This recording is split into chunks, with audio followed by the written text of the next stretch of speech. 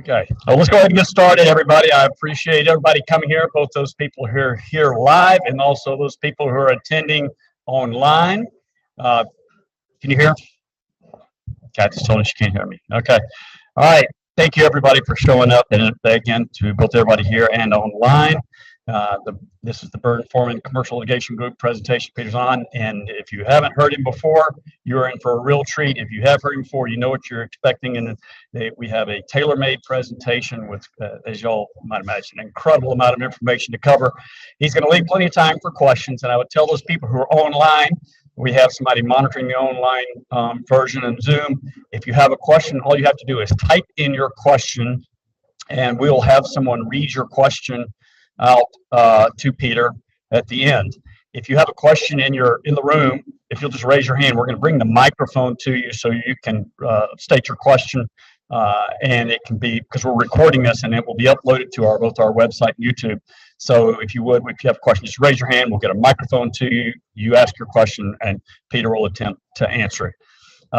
Everybody has a copy of the book in front of them. This is Peter's last book, which you may already have it. Give it to one of your friends, your son, your daughter, something like that.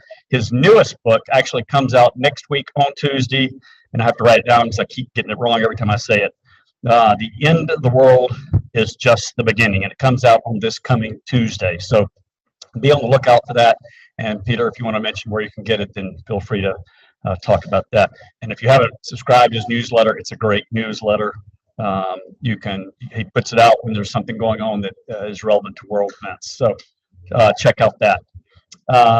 If you park in the Birmingham Parking Authority deck across the street, feel free to get your parking ticket validated at the front desk, and they will validate that for you before you leave. And I would ask everybody, if you've got a cell phone, please turn it off or turn it down and silence it.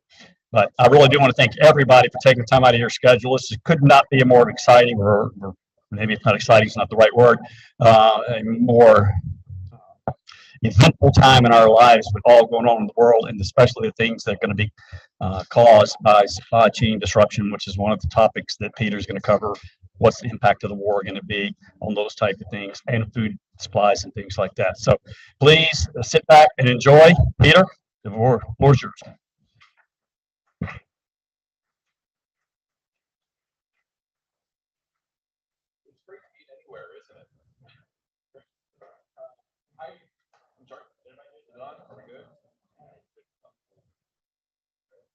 We'll just switch over to this for the time being.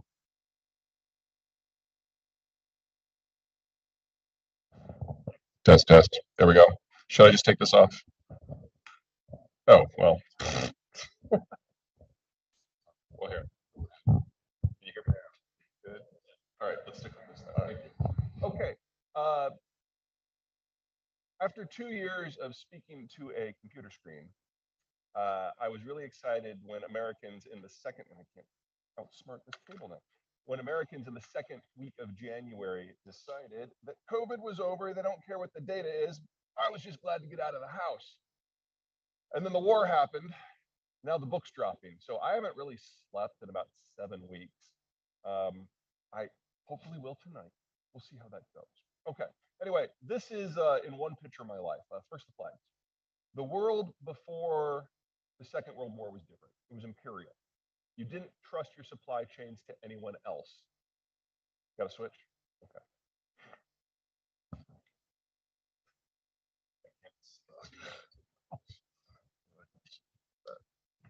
All right, here we go. The world was different. You didn't trust your supply chains to anyone else because they were all rivals. And even if everybody got along on one day, someone else could have a war and your system would be broken. After World War II, the Americans said, we're going to try something different. We will use our Navy to patrol the global ocean so that anyone can go anywhere at any time and interact with any partner and buy any commodity and sell into any market at any time.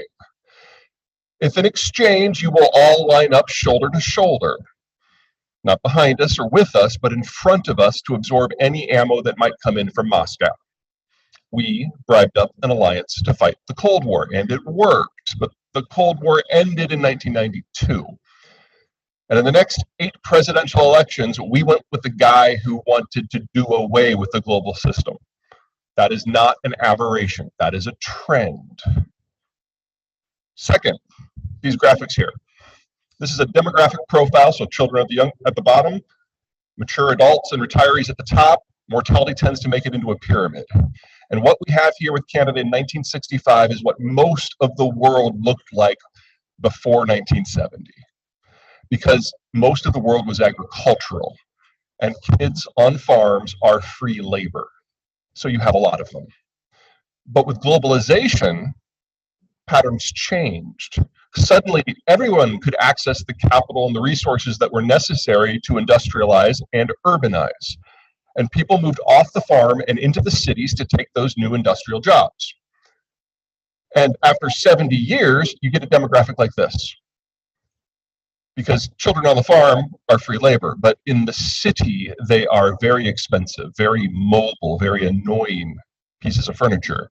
And adults are not stupid, so they had fewer of them. These are two different economic models. In this sort of system, the population is young. It's consumption driven because you're raising kids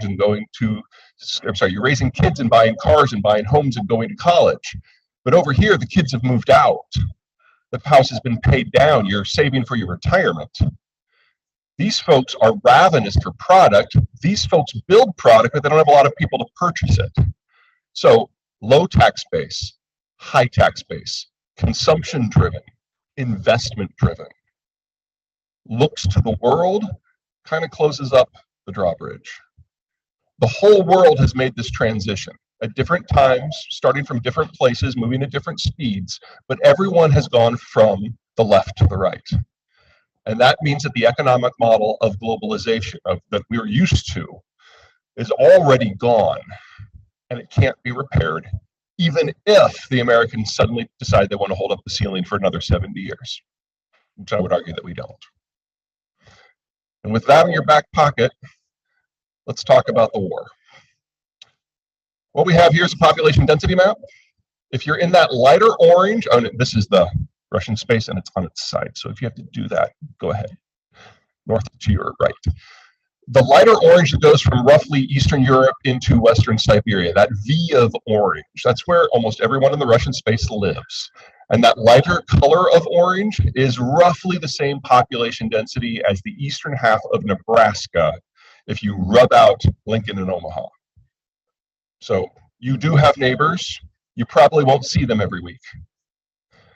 Over here, we have a combination climate and economic map. Now, the green roughly overlaps with this orange.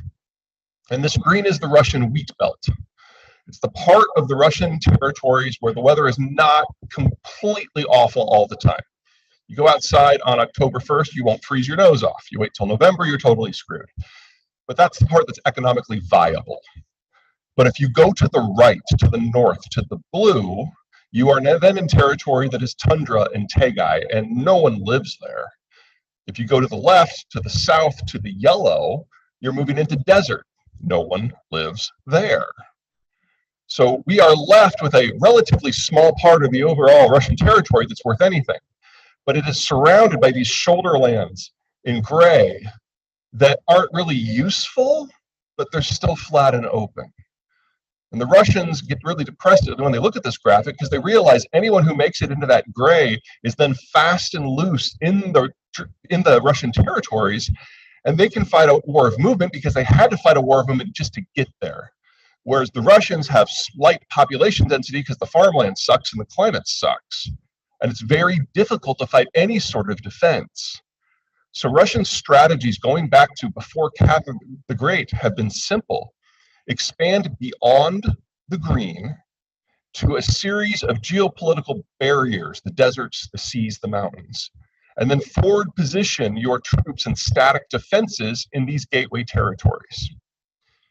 If they can do that, they reduce the distance that they have to defend by about 90%, and that they can pull off. Now, during Soviet times, they controlled all of those gateways. When the Soviet system collapsed, they dropped down to 1. Everything that Putin has done since then in terms of foreign affairs and security policy has been about getting Russian troops on the ground in those gateways. And he succeeded in 4 of them. This is what the Georgian War was about. This is the Crimea War. This is the Kazakh intervention. So it's not so much that the Russians won't stop until they've gotten all of Ukraine. It's that they will not stop when they get all of Ukraine, because Ukraine is not one of the gateways. It's simply on the path to them. And it's the Bessarabian Gap in Romania and the Polish Gap that they're ultimately after here. And Putin showed his hand yesterday. He gave a speech in which he said that the Great Northern War of 1700 to 1721, that was not about Russia seizing territory from Sweden. It was about Russia reclaiming territory from Sweden. Now, that's a very creative look at Russian history, if you ask me. But the territory in question is modern-day Estonia and Latvia. We've always known that this war was going to happen. The only question was when. And Putin very clearly is getting ready for this to be the last big push for all of it. Where are my Texans? It's not as big as they tell you. Russia's borders are 3 times the length of ours, and they're trying to defend them with half the population. That makes them aggressive. That makes them desperate. And it ultimately makes it a temporary threat, because this is the Russian demography. It should be a pyramid. But because of a number of collapses throughout their system, World War I, World War II, the Holodomor, the famines, and ultimately the post-Soviet collapse, there's giant chunks that have been ripped out. And this is the biggest chunk of them all. This is the people, the children who were born in the 1990s. When the Soviet system collapsed, the birth rate halved, the death rate doubled, and they never recovered. These are the people who are being drafted right now. It's their last generation. Now, it looks like they've got another group down here that pops out. But 8 years ago, the Russians just found 8 million children and threw them into the data one day with no explanation, and they haven't updated the data since. So this gap probably just cuts straight down. This war was always going to happen, and demographics told us it had to happen now, because there isn't another Russian generation to attempt. So the Russian goal is to use their last moment to secure the perimeter so that they can then die slowly. And if they fail, they die quickly. And when they know they're going to die, all tools are on the table. So let's talk about where we are with the war now. The first big phase started up in Belarus and pushed to Kiev. You guys remember that massive convoy, the 40-mile-long vehicle train, about how one day after it started, it stalled because they forgot fuel trucks? And 2 days after that, all the troops dismounted and walked back to Belarus because they forgot food. Now, when folks in the US military that I chat with often talk about this, they describe that at first everyone was just elated because, holy crap, the Russians don't know how to fight a modern war. This is great. We can totally take them. And then they went and took a nap and had some bourbon and really thought about it. They're like, holy crap, the Russians don't know how to fight a modern war. We can totally take them. That's bad. Because we now know if there's any direct fight between the Russians and NATO, that the Russian force will be eradicated. And the Russians will have a simple choice: full withdrawal along all points of contact, at least to the pre-war borders, maybe further, or escalate to involve nukes. And since the Russians see this as an existential fight for survival, they'd probably go with option B. So our big lesson from the convoy failure was that we can't let that direct NATO-Russian fight happen at all. We have to make sure that the Russian military dies here, now, in Ukraine, this calendar year, because we only have enough weapon systems to supply Ukraine for that long. We are already 1/3 through our Javelin and our Stinger inventory. We don't have a supply chain in place to build out more Stingers. They're designing it now. And the existing supply chain system for Javelins, it would take us 2.5 years to replace what we've already given them. And we have more than everyone else in NATO. So we're going to get to this winter, and if the Ukrainians haven't destroyed the Russian army, they lose. They've put up a great fight, but they can't do it without equipment, and the Russians are now dusting off their tank reserve, which is another 10,000 tanks. And in a fight between a badly maintained, decades-old tank division on the Russian side and an unarmed Ukrainian infantry force, I mean, there's no contest there. The Russians took lessons from this too. They now know they're not going to be welcomed in anywhere ever again.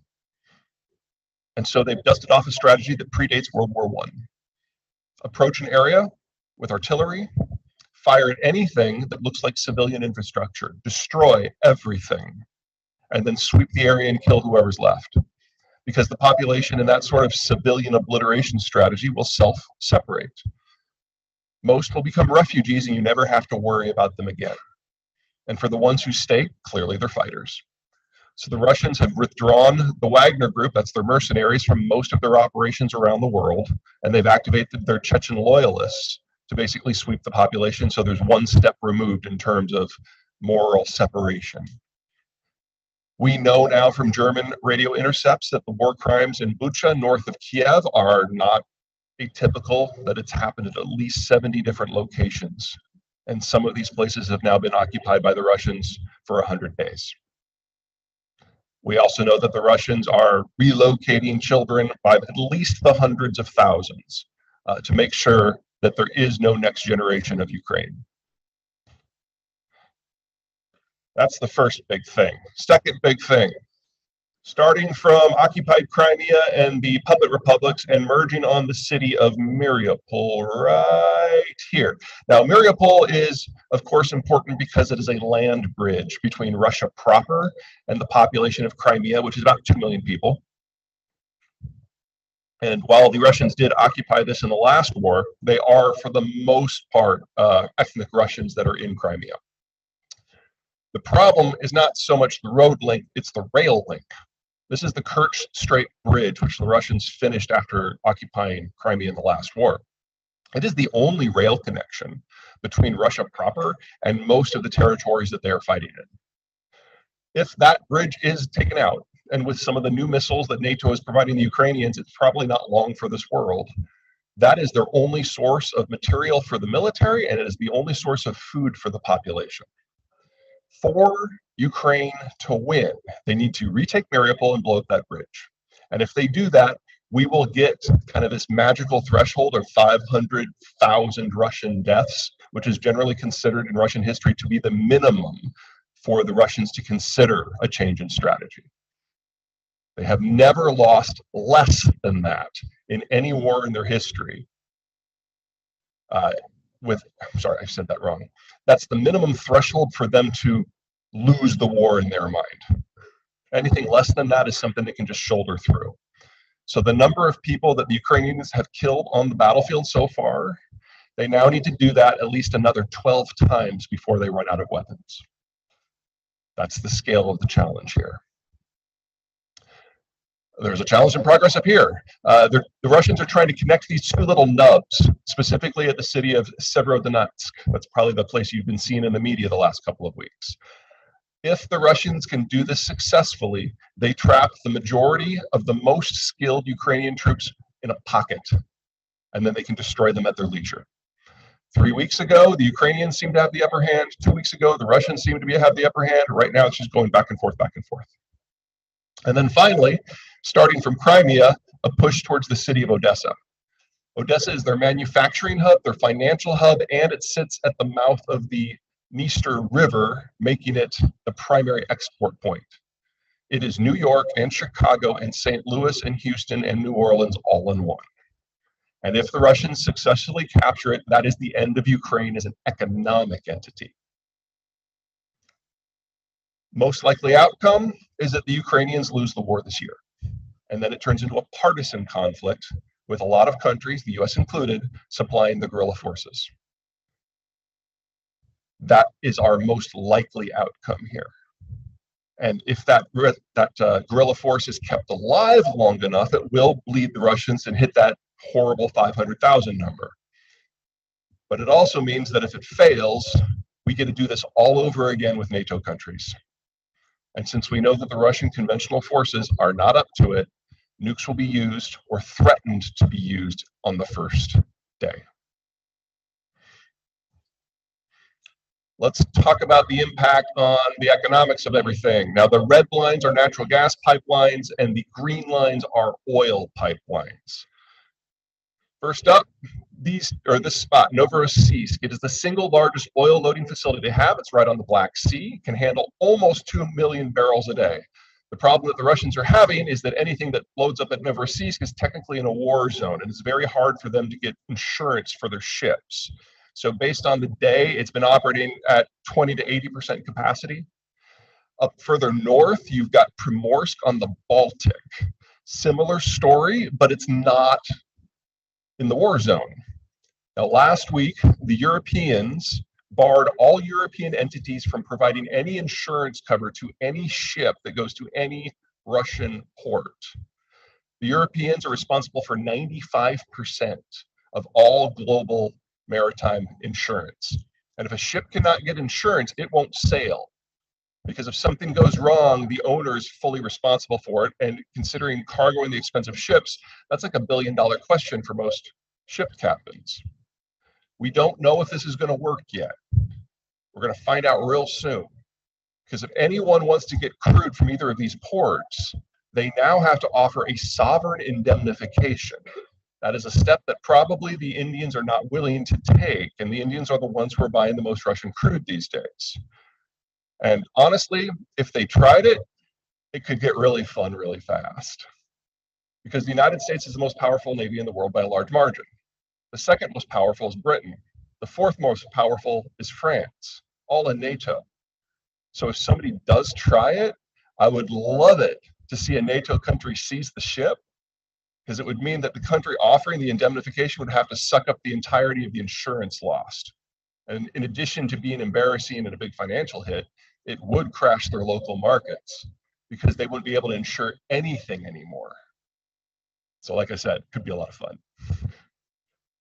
These pipelines, they go through either Belarus proper or nearby in Ukraine. This is where the bulk of the stuff that goes to Europe flows. One of two things is going to happen. Number one, the Russians with their artillery assaults are going to blow up some of the pipes accidentally. And before you say, no, they wouldn't do that, remember they blew up the sarcophagus around Chernobyl on the third day of the war. Or when the Ukrainians feel that they really are losing, they sabotage their own infrastructure to make sure the Russians can't profit from the occupation. Either way, those lines are going down. Now, what this tells me is that one way or another, we've got threats to the vast majority of Russian oil and natural gas output. Now, this isn't Alabama. This is not the Texas Permian.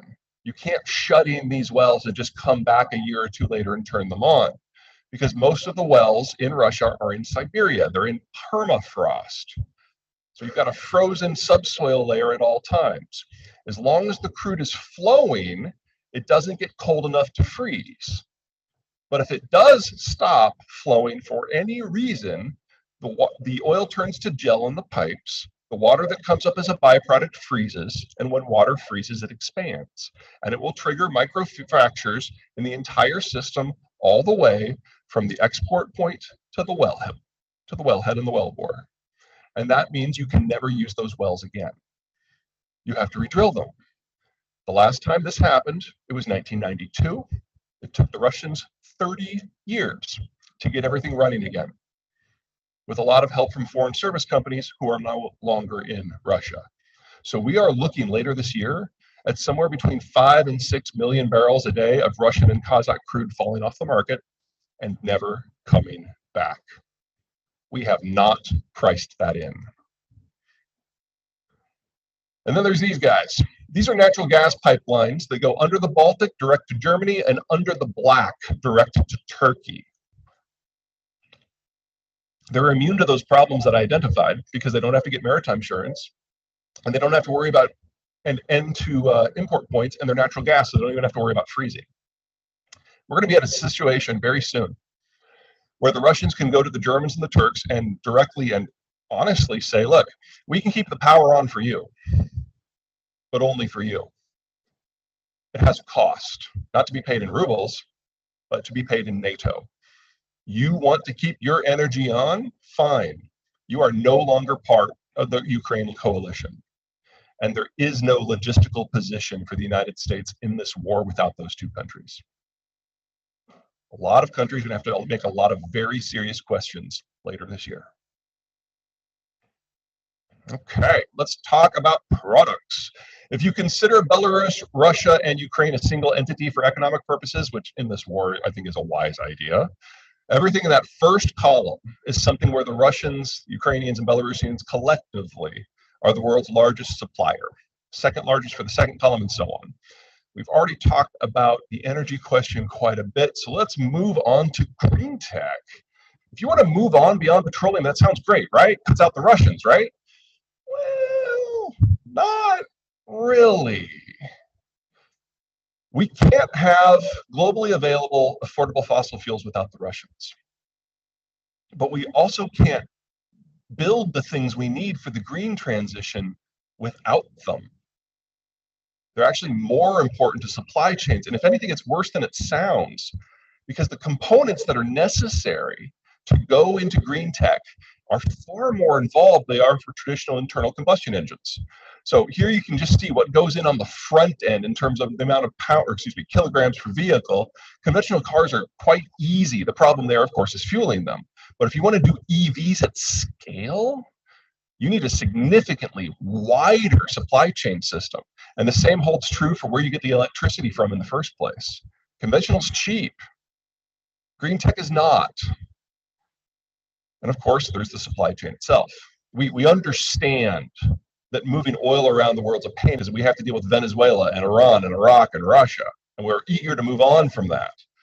But if you want to do green tech at scale, you need Mexico and Canada and Peru and Argentina and Bolivia and Brazil and Australia and Cambodia and Pakistan and India and China and, oh yeah, still Russia. This doesn't work without the Russians with today's technology. And it's all going away. Moving on, iron's a fun one, steel. Okay, most countries treat steel as a national security issue. So they might import the iron ore, but they'll throw it through the blast furnace to get an intermediate product called pig iron or semi-finished iron. And then they will process that further to get finished steel. We don't do that. We are the world's best steel recyclers. On average, the steel that is in this building has probably already been used 4 or 5 times. And it's fine. It's just as strong as the original. It's not as pretty. Recycled steel doesn't give you that bright metallic sheen. Think of like taking a piece of aluminum foil and crumpling it up and then trying to reuse it. And you iron it out to get the rinks out. You're never going to get it right. But it's just as strong. Here in the United States, the only time we use, or actually forge steel, is for the pretty stuff. And we do produce the highest end steel in the world, but we don't have steel foundries. So that first blast furnace step, we don't do that. We import someone else's semi-finished iron.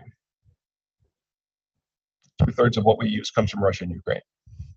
The only other country that produces at scale is Brazil. Now it gets depressing. Russia is the world's largest wheat exporter, and they have invaded the world's 4th largest wheat exporter. And they are in the midst of a civilian infrastructure obliteration program that is singling out agricultural facilities, cold storage, terminals, tractors. They have multiple reasons to go after tractors. And then it gets really bad. Russia was the world's largest exporter of most fertilizer types before the war. Russia plus Belarus are responsible for 40% of the global market for potash, one of the 3 fertilizer types. Most of this is exported via the Black Sea port of Novorossiysk. We already had a global fertilizer shortage before February 22nd, when the war began. Now we are looking at prices up already between 50 and 200%. We have already been forced to do significant crop switching in the United States. And most of the developing world has had to get by on less than half of the fertilizer that we would normally use.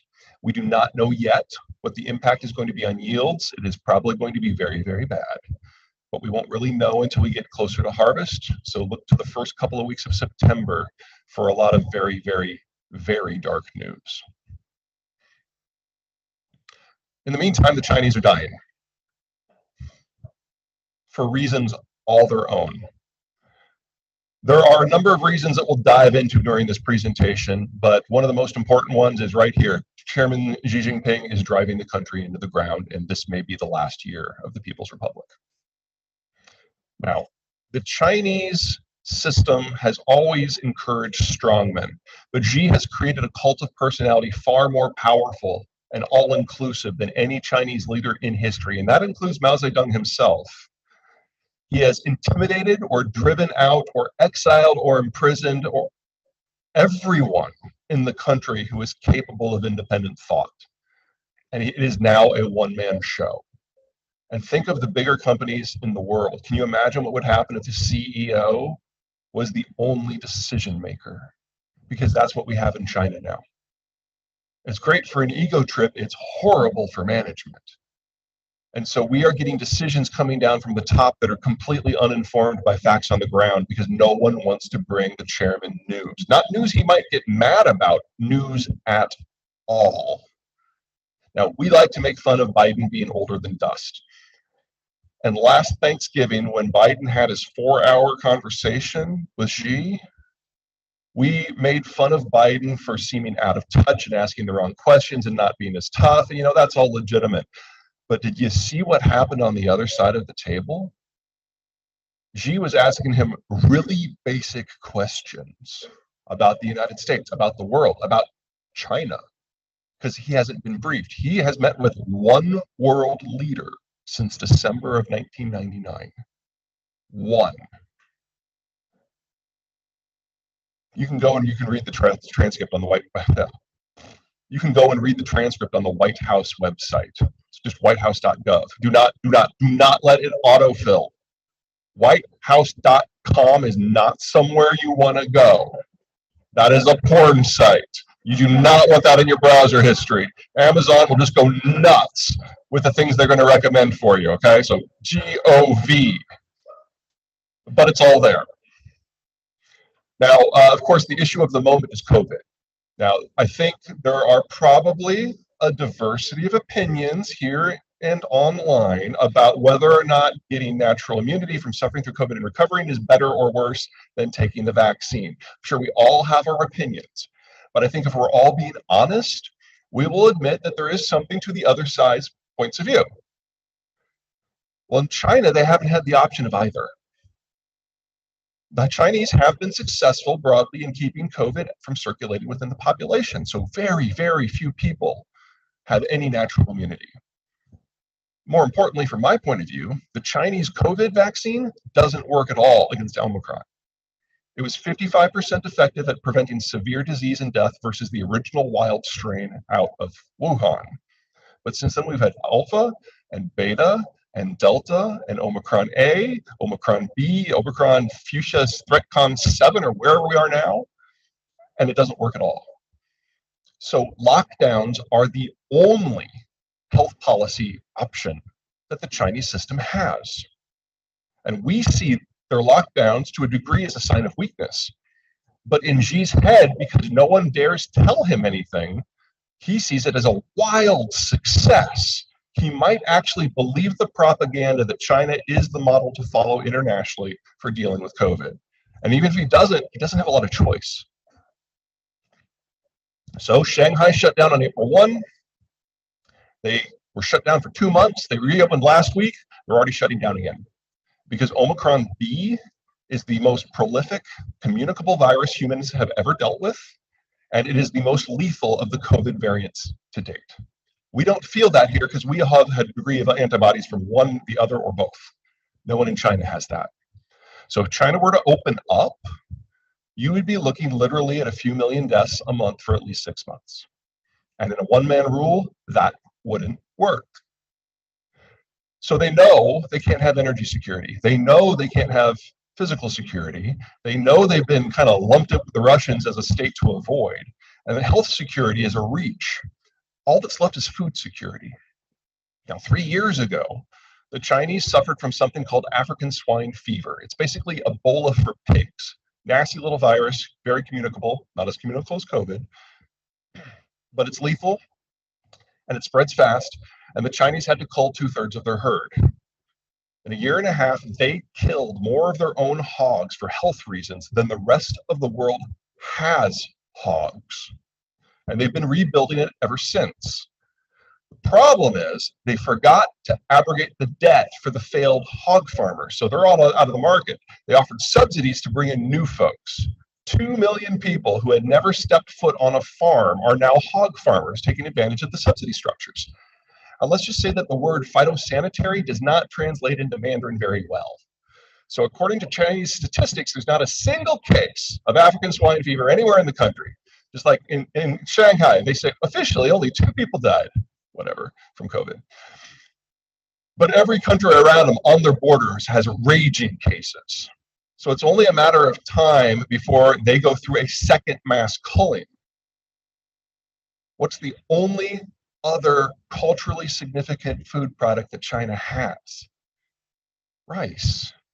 Rice is the most phosphate fertilizer hungry crop on the planet. The Chinese used to be the world's largest exporter of it. They've stopped all exports for the time being, and they probably will not restart in the next 2 years. So because of what's going on in Ukraine, we've lost potash. Because of what's going on in China, we've lost phosphate. We'll come back to that too. This is the USS Fort. This is the newest American supercarrier. It is the single most powerful weapon of war humanity has ever built. All by itself, it can challenge any of the world's air forces up to the 7 most powerful by itself. And that's assuming a fair fight. Carriers, by definition, don't fight fair because they move. So the carrier gets to choose the time and the place of the engagement. That means there's only 3 air forces on the planet that are more powerful than a single Ford. That includes the United States as one of those 3. We're going to build 4 of these bad boys.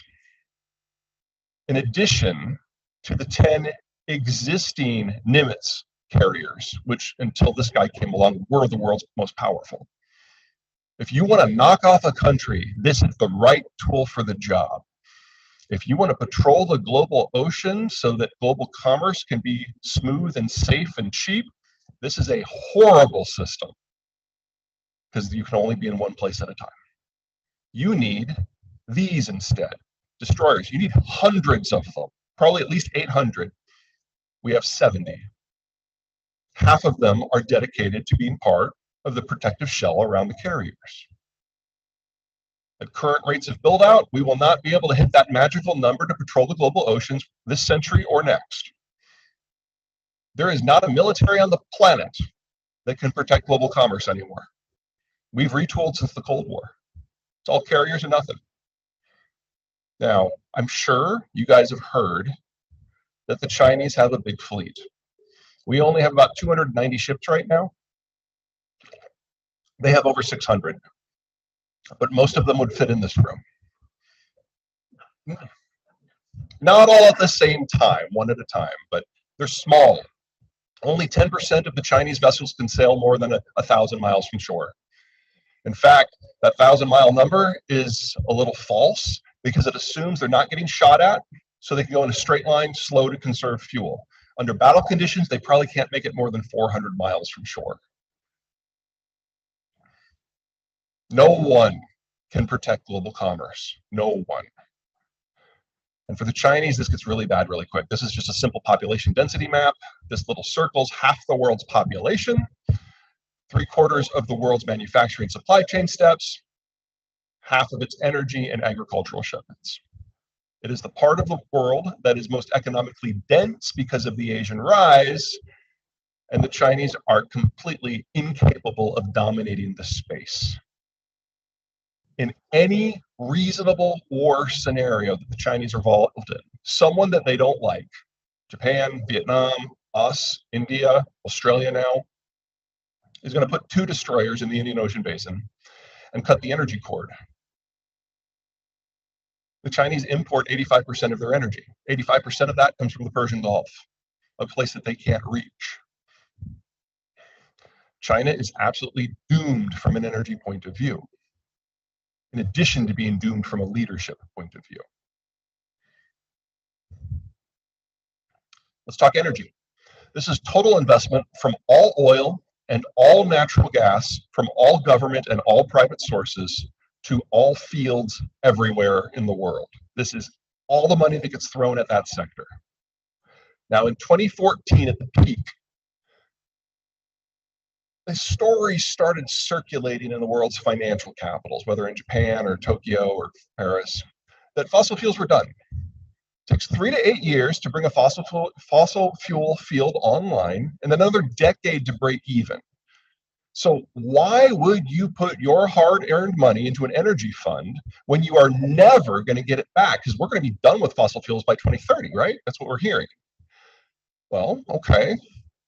There's a lot of with that line of thinking that I think is patently false, but it took hold, and people started divesting. And in the next 9 years, total investment into the space dropped by half. It takes 3 to 8 years to bring a field online. So assuming nothing goes wrong, today's prices are with us until at least 2025. And a whole lot of things are going wrong. I mean, this assumes no problem in Ukraine, for example. Now, what is true for the whole is not necessarily true for all the parts. This is one of my favorite graphic sequences. This is from the first book. This is the world at night. This is what I like to call the checkbook map, because every dot is someone who has paid their power bill. And this is where the conventional oil and gas fields are. And you'll notice that they're inconveniently far from where we actually live. Most of the angst of the Cold War and post-Cold War era from a security and energy point of view has been about getting the energy to where it's actually consumed. I'm going to click one more time here and show you where the shale is. Pay particular attention to North America and the Arabian Peninsula. There's a dozen major things about shale that are fundamentally different from conventional crude. I think this is the most important one. We produce it where we live, but only in the United States. So the United States used to need global energy to keep everything running, and that was a good reason for us to be involved in global structures. That time has passed. We now get over 75% of our energy right here at home, and the remaining 20% is kind of a swap deal. The thicker the line, the more crude oil is going along it in tankers. This one is by far the most important. Very, very, very easy to kill China. Sri Lanka could do it. The Chinese know this. I don't expect them to attempt a breakout. But in case you're worried about Taiwan, keep in mind that absolutely everything they thought would break their way in a war has now been proven to be the opposite. The Russians have always served as kind of the canary in the coal mine for the Chinese. Not that the Chinese are going to parrot what they do, but the Chinese will learn from what the Russians do. So step one, the idea that the war would be quick and easy. Well, that's proven wrong.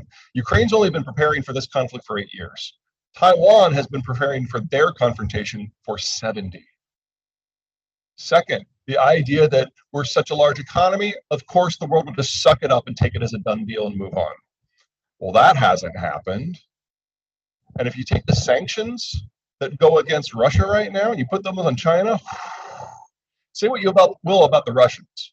They've got a lot wrong, but they are a major exporter of food and energy, whereas the Chinese are a major importer. So the sanctions on Russia are hurting their bank account. Absolutely. You put those same sanctions on China, you have a complete deindustrialization collapse in under a year. But I think what's really spooked the Chinese the most isn't the sanctions, but the boycotts. The idea that individual private citizens have any say in policy, that is so alien to them, they can't even wrap their heads around it. Or at least they couldn't wrap around their heads around it if Xi hadn't shot them all. We're now in a position where every assumption they've made for the last 45 years on how a war with Taiwan would go has been proven wrong in just a few weeks. Now, this is normally the point where Xi would take all of his smart folks and put them in the back room with some beer and pizza and say, come out with another proposal. I need a plan B. But he's literally killed all of those people. So China is slamming its head into the wall over and over and over and over and over until something cracks.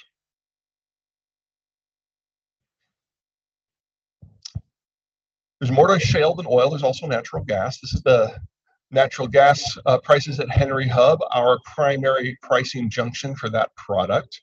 For those of you who live close to the Gulf Coast, you of course will know what these are. These are hurricanes.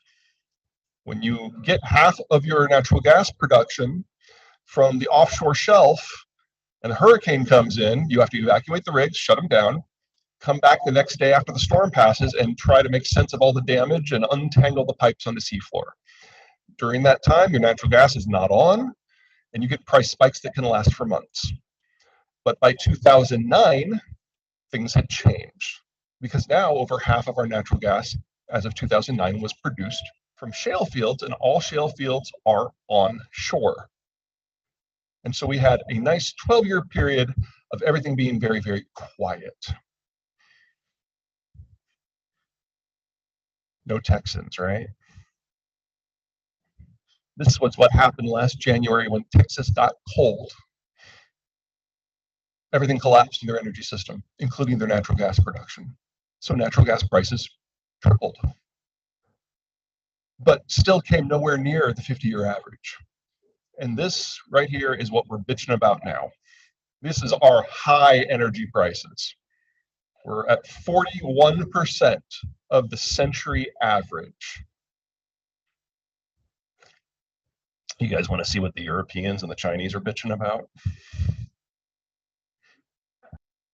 Europe is probably already in recession.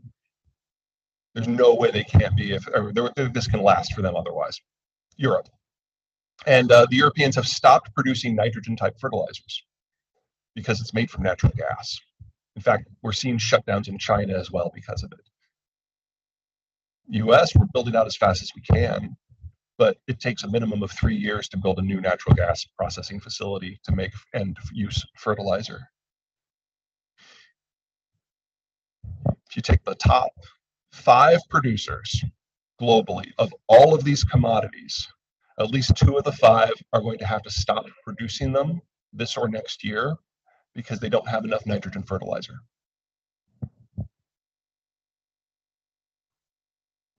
We haven't had anything like this happen in human history, and it's all happening at the same time.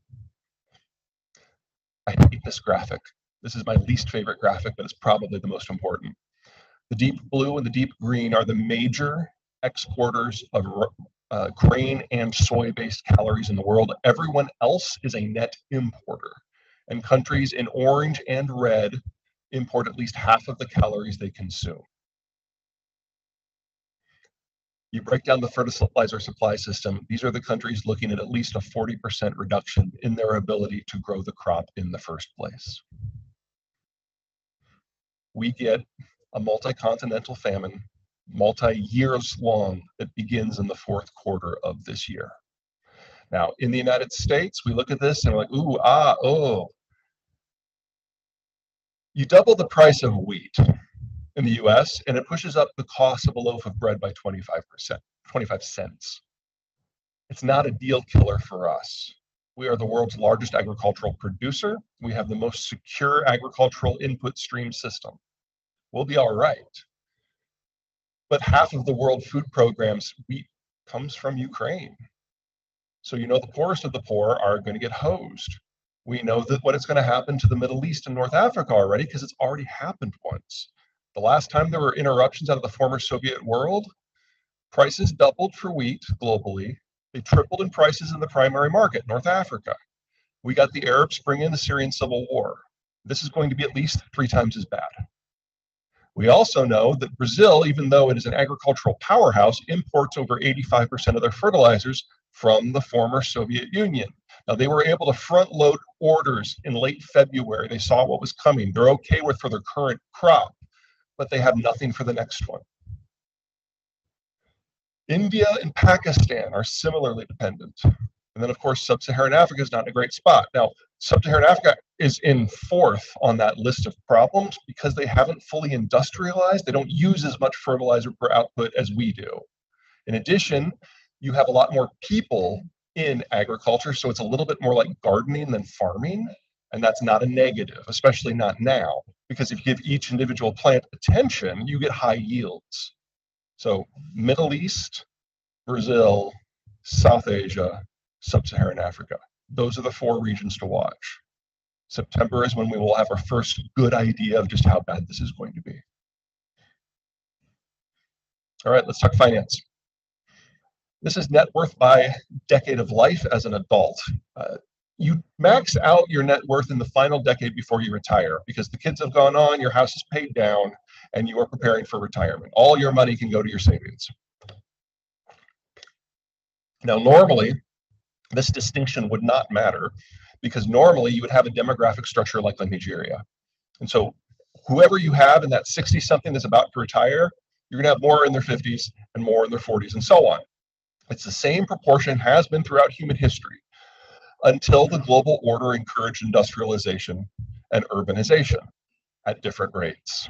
So every country now has their own demographic profile with imbalances and inequalities among the generations. You all remember the baby boomers, right? They are our largest generation born ever, and they are nearing retirement. In fact, on average, they retire at the end of the year, which means all of their savings are about to be converted. Because the day you retire, you cash in your stocks and your bonds, and you go to you cash in your stocks and your bonds, and you go into greenbacks and T-bills. Because if there's a currency crash or a market crash, you will never recover. You no longer have new income to take advantage of or recover from some shocks. So you go from having the largest, most liquid, highest velocity investments of your life to a glacier overnight. And for the baby boomers, on average, that happens at the end of the year. The next generation down is my generation, Gen X, and there are not enough of us. So we know we're facing a capital crash, global in scope, next year. It's just damn inconvenient that it's happening at the same time that the business cycle is turning as well. Probably means that people will blame the business cycle rather than demographic underpinnings. We also have a labor problem. Boomers were the largest generation ever. That means they're also the largest part of the workforce. And something interesting happened to the boomers. When they all entered the workforce in the 60s, 70s, and early 80s, there were so many of them, they pushed down the cost of labor. They competed themselves out of jobs. Got so bad that a lot of boomer families decided that the second spouse had to enter the workforce as well, which only made it worse. That's one of the reasons, the financial pressure of that, why the baby boomers have the highest divorce rate in history. Now, my generation looks at that like, there's so many things about the baby boomers that are just stupid, and we're certainly not following in their footsteps for that one. For us, our time is at least as important as our money. So whereas the boomers have the highest labor participation rate ever, we have the lowest, and we're proud of it. Now, for the last 20 years, that has absolutely worked against us because you've got like 4 Xers for 15 billion boomers, and we got lost in the noise. We were the low man on the totem pole. We were interns for longer than any generation before, and we had the lowest raises for any generation up till now. But now that the baby boomers are leaving, it's our time. Because all of these top-level jobs across the entire system are becoming available at the same time. And even if we all wanted to work, and we do not, there would not be enough of us to fill all the spots. So we are now enjoying the highest raises in human history, or American history, and we have at least another 12 years to go with that. We call this labor inflation, folks.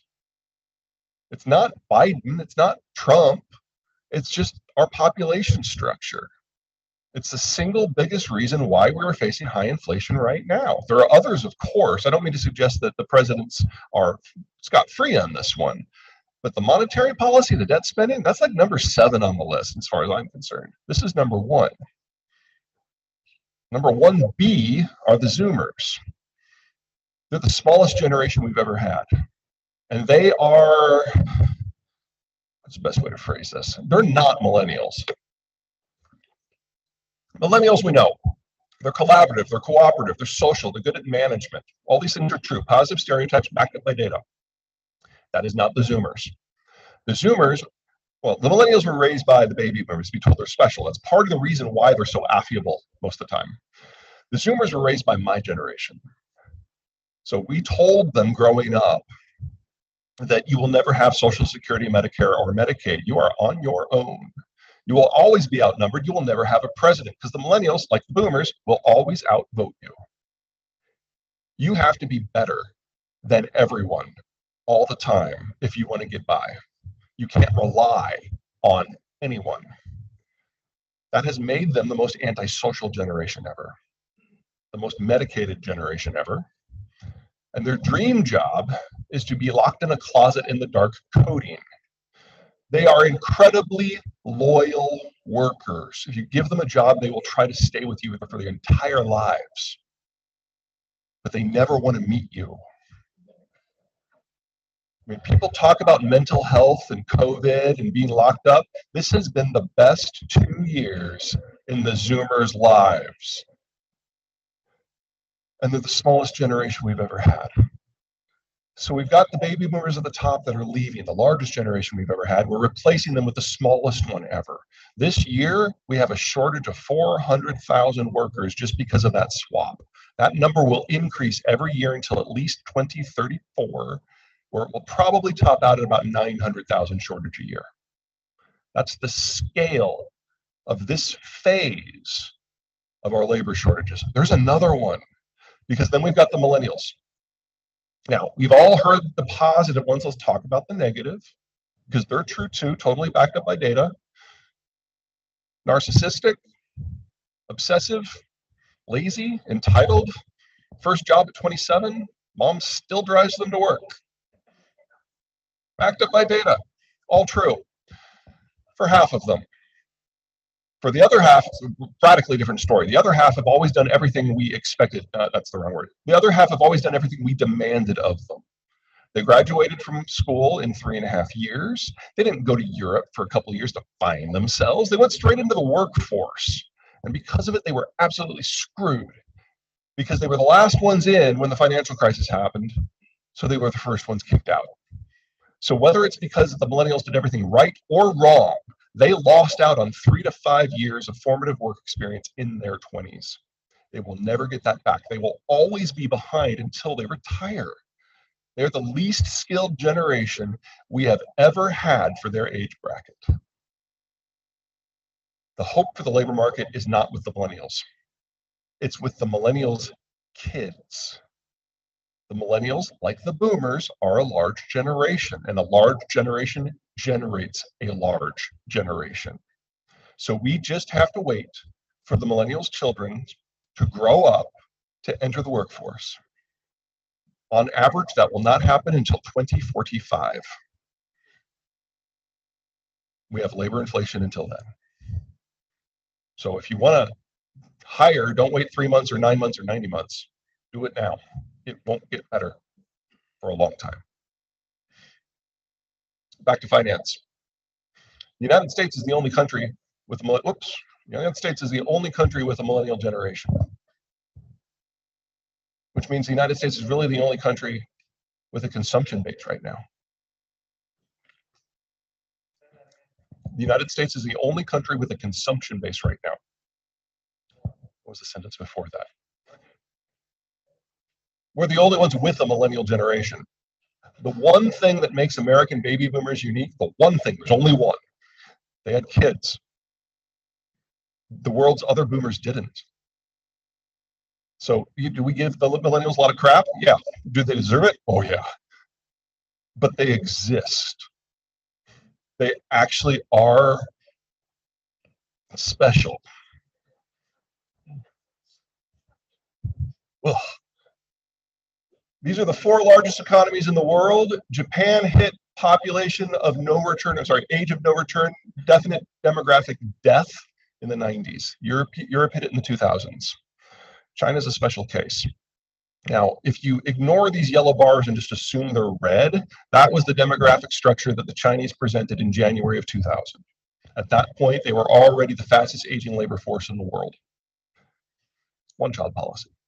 40 years later, you have a problem. It's 40 years later. Anyone tells you that the Chinese are good at math, they are lying. Now, what has happened since January of 2000 is that the Chinese have completed their 10-year census. Because of COVID, it took them a little bit longer to collate everything, so it hasn't been fully released yet, but they have been letting bits and pieces of it out. And they're now grudgingly, publicly admitting that they overcounted their population by in excess of 100 million people, all of whom would have been born since one child, so people aged 40 and under, and most of whom would have been women because selective sex abortions within China are very popular. If that's true, those yellow bars don't exist. Remember, they were the fastest aging before. This means that the Chinese economic model is already dead. This means that the Chinese population peaked back in the mid-2000s. And this means that China will have less than half its population that it has currently by 2050. China will die this decade. Demographics will guarantee it. They just don't have enough people to even theoretically rebuild their population at this point. What's going with Russia, with Ukraine, with energy, and with Xi can speed that up. But if you are dependent upon parts from China, what are you waiting for? It's like Shanghai was shut down for 2 months. I mean, what more signals do you need that they're no longer a reliable producer and participant in international supply chains? And that's before it gets really scary. Now, in the United States, we have an option that most other countries don't. We have Mexicans. They have been our partners in the labor force in the production cycle for 40 years. They have one of the healthiest demographies in the world, by far the healthiest in the advanced developing world. This is great. Now, it's not perfect. Whoops, sorry, didn't mean to hit that. As you can see, it kind of goes straight down from here. The tequila crisis hit the Mexicans in 1995, kind of a combination of our S&L crisis and our subprime crisis in one. They had to get a US bailout to recover. And they decided they never wanted to be in that position again, so they started to diversify their economy into manufacturing, using this crazy, crazy Canadian idea called NAFTA. And they haven't had to face anything like that again. But it also means that they started moving off the farm and into the cities, and the birth rates halved. Now, this is not a terminal demography. They can coast on this a very long time. But it does mean that the peak supply of Mexican labor to the American market has already passed. And Mexican net migration to the US has now been negative for 12 of the last 13 years. It'll probably never be positive again. So we need to start thinking of Mexican labor in a way that we never have before, as a precious resource to be applied sparingly. Now, we can't go to China and do a snout count and confirm the data, but we can look at some data we trust. This is net wages in a number of Southeast Asian countries. Here are our Mexican partners, very competitive, and here's the PRC. It's the fastest labor appreciation ever in history, anywhere, under any circumstances. Faster than wartime, faster than the Black Death. And they have nowhere to go but up. So labor costs in China have increased by a factor of 16 since 1999. Labor productivity has only increased by a factor of 2 or 3. There is no longer a single manufacturing product that the Chinese can make at a lower price point than its equivalent in North America. The only reason we even discuss China as a manufacturing power any longer is because of the sunk cost of the pre-existing industrial plant. You don't move that to the US and Mexico overnight. But we have now been in the fastest industrialization process that we have ever seen for 6 7 years. We have a long way to go, but we've started. Back to Mexico. Well, this is Peru, actually. This is total Peruvian exports, all the products, and this is where they go. So this is a pretty simple standard setup for most developing countries. Relatively low value products, very little processed, very little value add, mostly going to the East Asian rim where they metabolize it to make value added products. This is pretty typical for the developing world, doubly so for Latin America. These little categories right here, those are the value-added products. That's what we call manufacturing. You guys want to see Mexico? Yeah. I love me some Mexico. Radically different. In terms of the value add of the products coming in versus out, this is the most highly value-added economy in the world. And we are privileged to be their partners. It is also more highly skilled with a larger labor force than the entirety of Central Europe, all in one place. This is a good partner. Of course, it's not all sunshine and tacos. This is a climate map. Everything in kind of yellow is arid, like West Texas arid. Everything in orange is hard desert. Everything in green is tropical. And anything that's hashed, it means it's about a vertical mile above sea level. This is arguably the worst topography on the planet for economic development. This is expensive to work in. It also means that all of the cities in northern Mexico are in desert, so they aren't surrounded by a belt of farms. I mean, look at the population structure north of the border, whether you're in Texas or in California, places where it rains. You have a dense population center, ringed by suburbs, and then a speckling of small towns. You don't have that in northern Mexico. You just have these sprawling cities and then a hard stop when you hit the desert. Now, there are pros and there are cons to this. First, the pro. Since it's an isolated population center, there's going to be one family or maybe 4 or 5 families that are in charge of it, that control everything. Finance, labor, electricity, all of it. So if you want to cut a deal with the Mexican to get into your supply chains, you know who you have to talk to because they control the town. It's very quick, it's very easy, it's a great partnership. I'll warn you that you will come back hungover and with a godchild because you're now part of the family, but it's a great business environment. Now the downside, when the labor is gobbled up in one of those northern towns, that's it, you're done. Mexicans don't have a tradition like we do of being physically mobile for work. So there is a limited supply. It's not all gobbled up yet, but we're probably past 80%.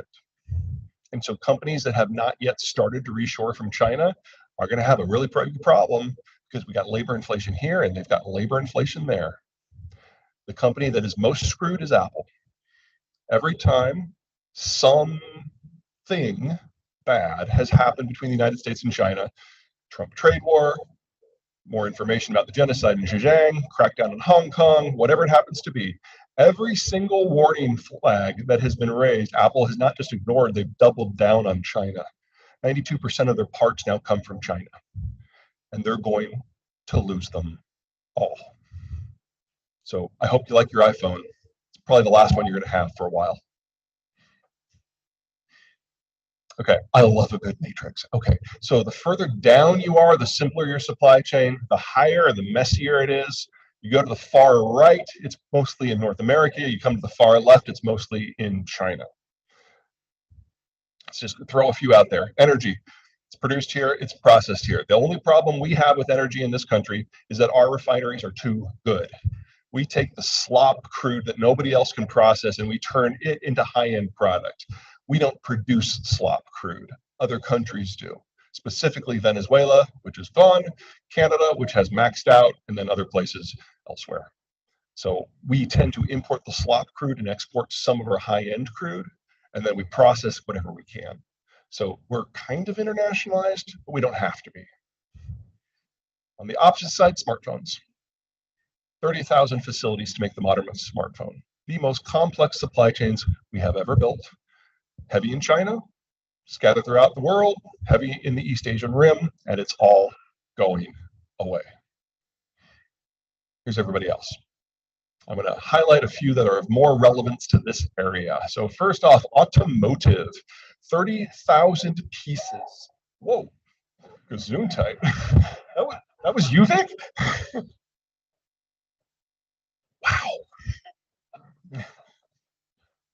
30,000 pieces go into a modern car.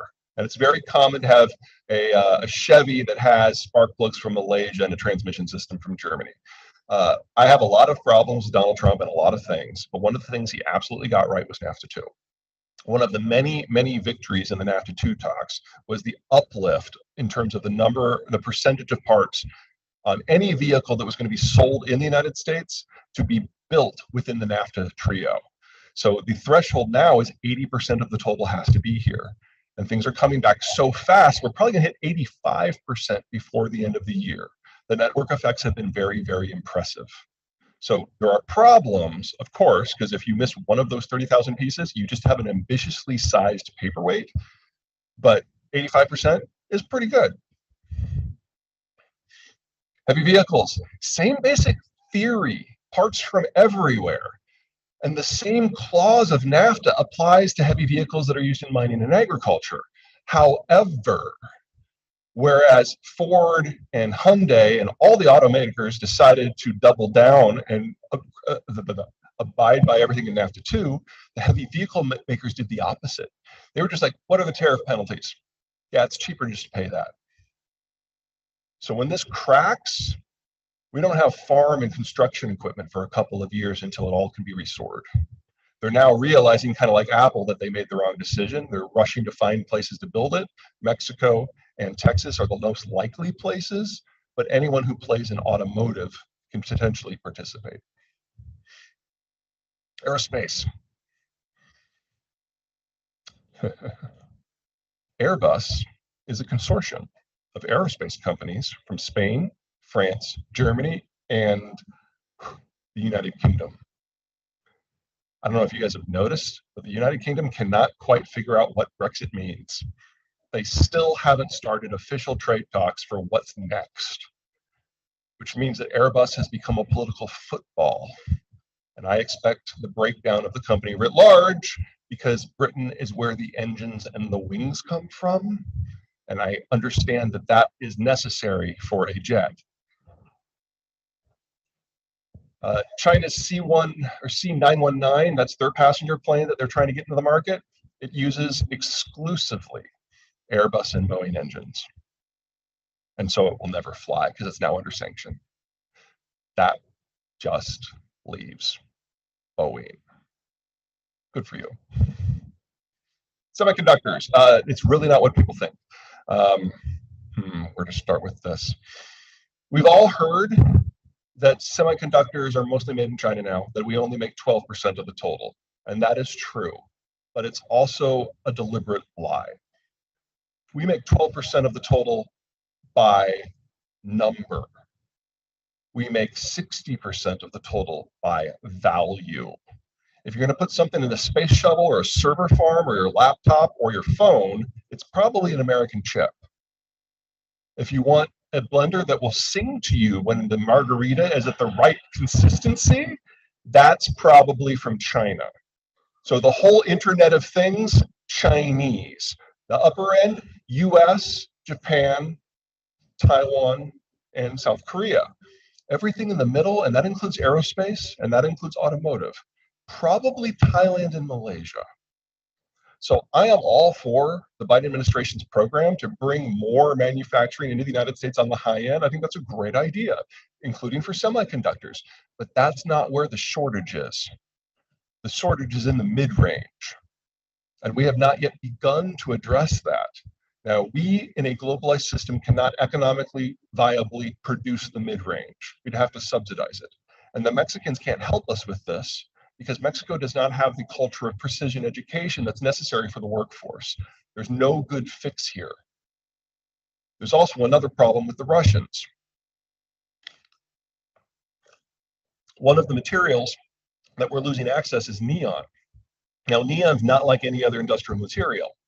You don't need a lot of it, but you use it for lasers. It was a big Star Wars thing back in the day, not lightsaber Star Wars, Reagan Star Wars. And so the Russians built out the infrastructure because they thought Star Wars was going to be the future of great power competition. Now, of course, the Soviet Union collapsed before they could make that a reality, but they had already built out some of the raw materials processing. So you get neon in two phases. Step one, you had a steel foundry, and you have something called an air separation unit that pulls out the air and splits it into oxygen, nitrogen, and everything else. You're looking at your watch. Are we out of time? Sure. Okay. You then blow the oxygen and the nitrogen into the blast furnace to get the right temperature gradient that you're after in order to get the steel that you want. You then take that third canister with everything else. You take it to another facility, and they separate out the remaining gases. So carbon dioxide, argon, neon.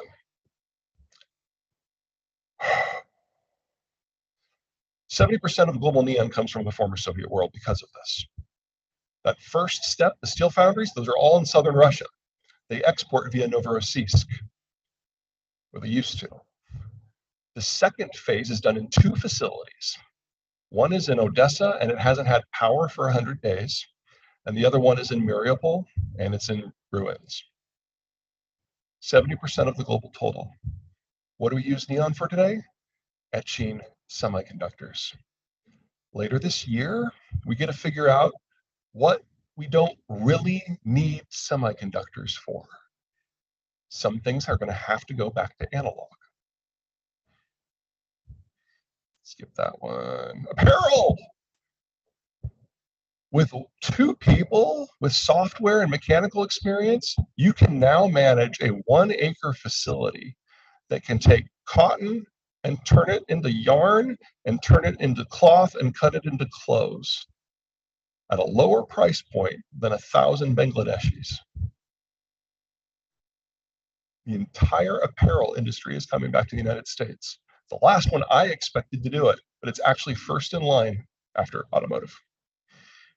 Okay, manufacturing is going to be fundamentally different because of the breaks in supply chains. We're going to have to inventory at every single step of the process. That is unavoidable, which means we have to have like 2 and 3 times as much product made at any given time just to keep normal supply runs running. Just in time is gone. It's now just in case. That costs money, that ties up capital, that ties up labor. And then we're going to end with a little talk on inflation writ large. This is the CPI in both the United States and Canada, very similar. Consumer price index, the primary inflation metric that the government uses. 3 phases. First off, the original industrialization and globalization wave. This is building roads and power systems and rail lines and skyscrapers. This is industrial-driven demand inflation. Baby boomers come of age. Houses, cars, kids. Consumer demand-driven inflation. This is what we're used to. This is what happens when the Soviet Union collapses and pours all of their raw commodities on the global market. This is what happens when 1 billion Chinese workers enter the system and pour a bottomless supply of cheap manufactured goods on the market. Everything that gave us inflation in the last 70 years is coming back, and everything that gave us low inflation in the last 40 years is turning inside out. Chinese labor's gone. Our labor is expensive, and it's already overtaxed, and we have to double the size of the industrial plant. And those millennials, they have faults, but they are now at the primo of their consumption experience. They're replicating the consumption boom that their parents did 40 years ago. The inflation we have today, this is as low as it's going to be for at least the next 5 years. There is nothing the government can do to fix it in any time frame less than that. There are lots of things they can do to make it worse. Okay, if you're looking for something to throw at someone, here are the books. Until future notice, all sales from all three titles in all formats are going to the Afya Foundation, which is a charity that is providing medical assistance to the Ukrainian refugee community. Right now, that is 9.5 million people outside of Ukraine and another 6.5 million people within Ukraine. So give them a donation, throw some cash their way, or buy a book, and I'll do it for you. And then this bad boy finally comes out next week. Yay! It was supposed to be out on May 3rd, but there was a paper shortage. Not a joke. But it will be here very soon. So the first three books deal with kind of the rise and fall of great nations genre. This one looks at the collapse of the globalization system and shows how the various economic sectors will collapse and then reform on the other side, whether it's manufacturing or agriculture or energy. Okay. Thank you. Thank you.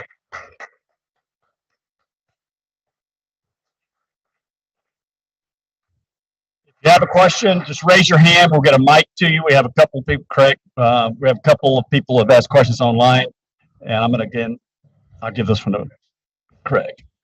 I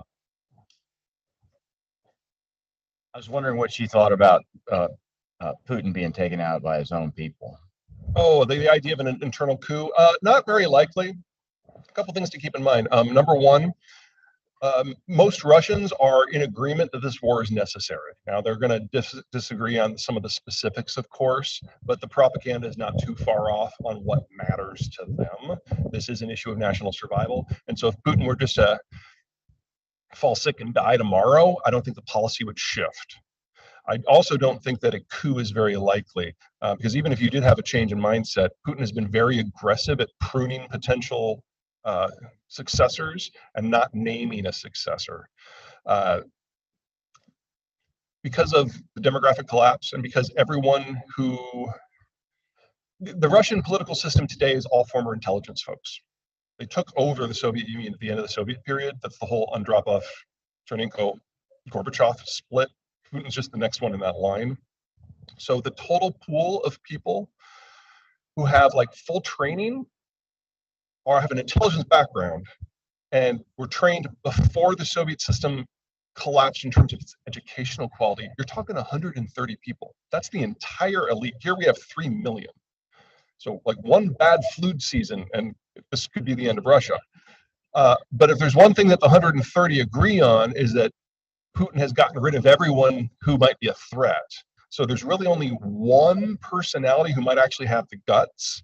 His name is Igor Sechin. He controls Rosneft, which is the largest state oil company. And he used to be a gun runner during the Soviet period. So, you know, Iran-Contra, he was on the other side of that. He's the only one who might do it. But if there's something that the one thing that the other 129 agree on is that they all hate Igor Sechin. So if he did take out Putin, one of them would probably take him out within 24 hours, and we would be right back where we started.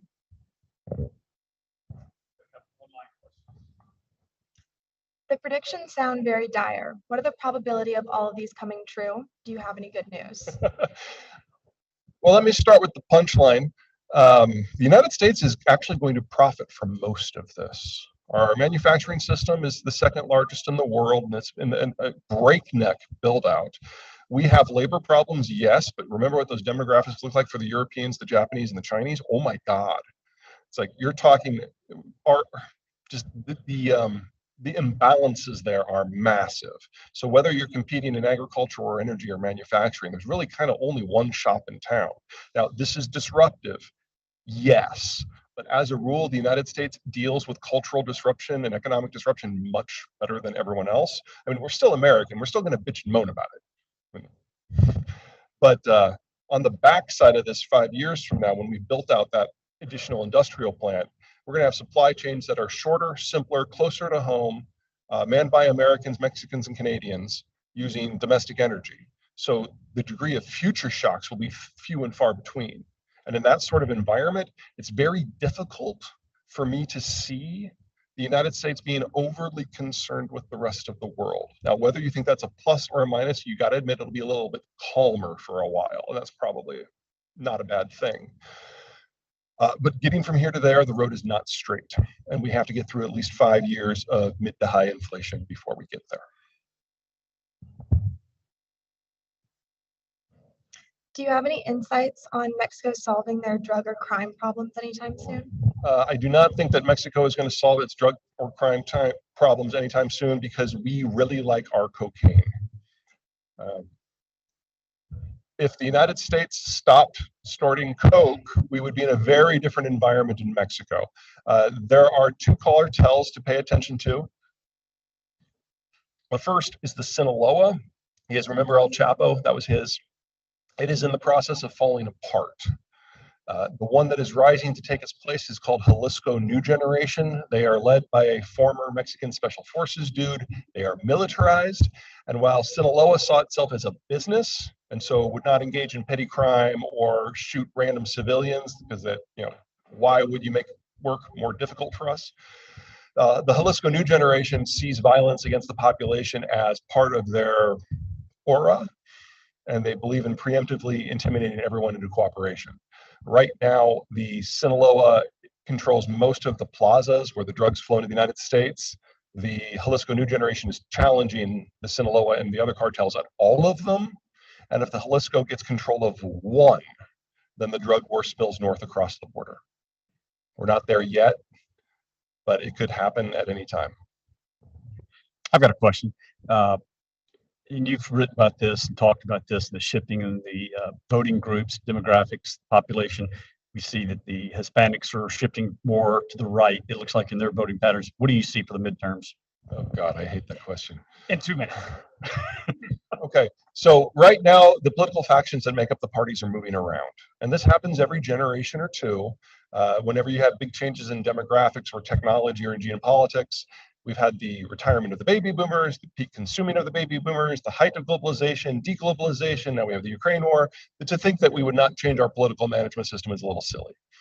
But while it's in flux, it's really loud and really angry and really annoying because every individual faction wants their issue to be the litmus test for the new coalition. And so factions that have usually only popped up like when one or two issues that are really angry for them come into the discussion, now everyone is doing that.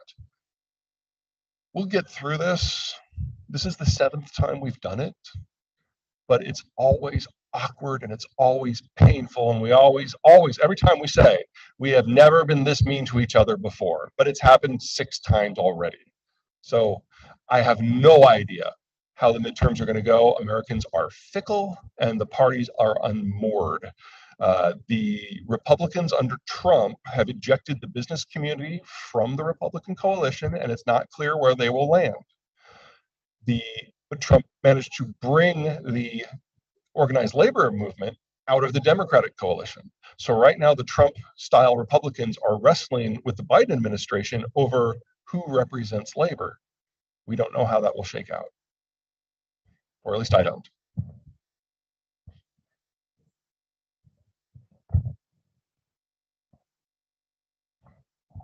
Thank you so much.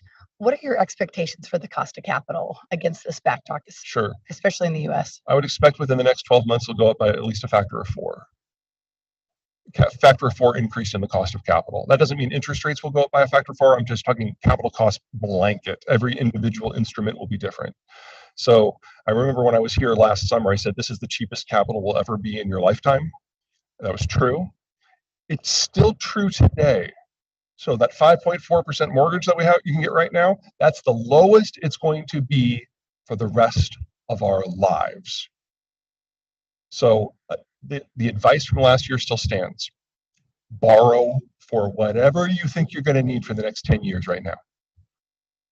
Doesn't really matter what mechanism you use. You will never get access to this cost of capital ever again, because very soon, whatever capital's left, in addition, because of the baby boomers, the pool is shrinking.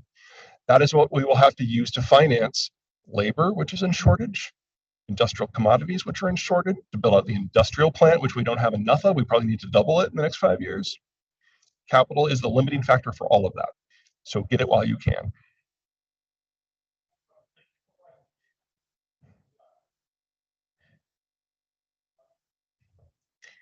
I'm not aware of a specific statement from the DoD indicating the U.S. intends to no longer maintain a worldwide presence, and the U.S. Navy seems to be expanding use of maritime drones that are force multipliers.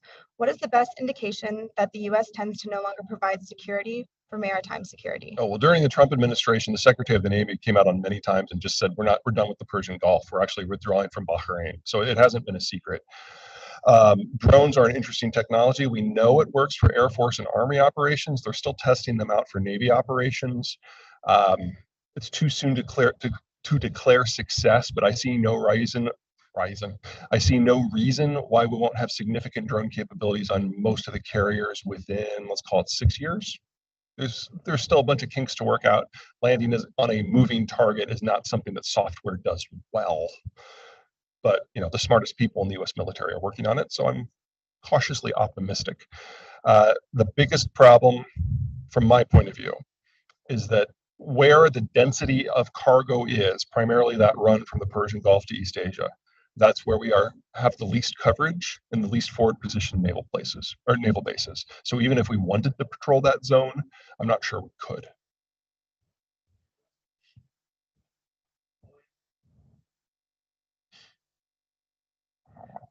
I think you've mentioned the future of the European Union is not necessarily positive. Is there a way that they can come out of that, or what do you see happening? If you had asked me on February 21st, the day before the war, I would have given you 1,000 reasons why it can't last for more than a few more years. And technically, those reasons are all still relevant. Demographic decline, capital collapse, a financial system that's a joke, the manufacturing system is too integrated, and yet they don't have the consumers local. All of that is still true. But one of the many, many, many surprises of the Ukraine war is that the Europeans are now more united than they have been since the Treaty of Westphalia in 1648. I did not see that coming. And one of the first things this newly unified European Union did is have a conversation with the US Federal Reserve to make the euro subordinate to the US dollar. That is why the financial sanctions are working. I would have not anticipated that either. One of the things that a lot of countries are going to have to do in the next few years is decide what they want to try to make the relationship with the United States be. Because we've got the military capacity to protect them, and we have the consumption capacity to keep their economy going. And if they are willing to give us something in return, they can be part of the club. Australia has already cut that deal. Japan has already cut that deal. Singapore has already cut that deal. I would love it if the Europeans got one too. But it has to be their idea, and they have to offer something big. So Japan's a great example. Japan has tried to stay out of everything that the United States finds interesting because they just don't want to be on the wrong side of the United States. And then Trump went to them 3 years ago and said, if you want this alliance, you have to pay us 6 times what you are currently paying us for the privilege of us stationing forces in your country. They paid the whole amount and then they tipped us. Japan was the 3rd country to sign up for the Russia sanctions. They have decided where they need to be. Europe hasn't yet, but they've taken the biggest step in that direction that we have seen in the last 70 years. We'll see. Peter, thank you so much. Appreciate it. Thanks.